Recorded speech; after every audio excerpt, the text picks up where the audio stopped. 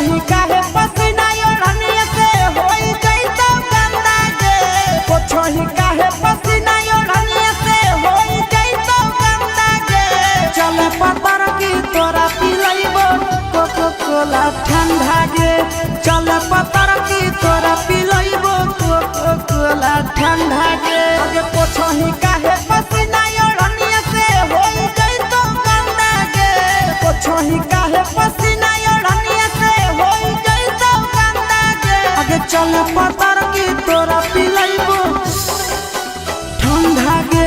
चल पतर की तोरा पिलइबो कोको कोला ठंडा गे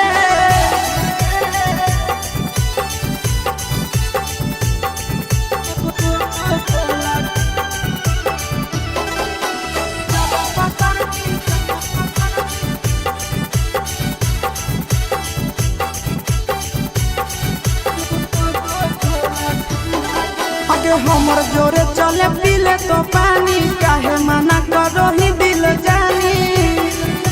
हे गे पतर की हमर जोरे चले पीले तो पानी काहे मना करो ही दिल जानी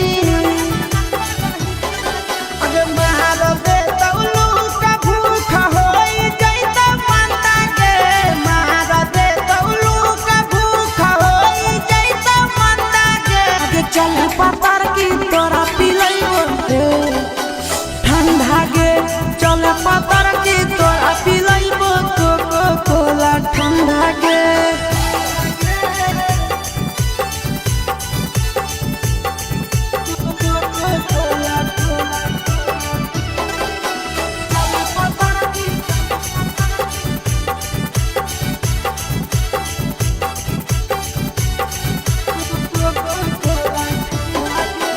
कहो नंदन मानी ले बात गे दे तो या शीशा पेप्सी सवाद गे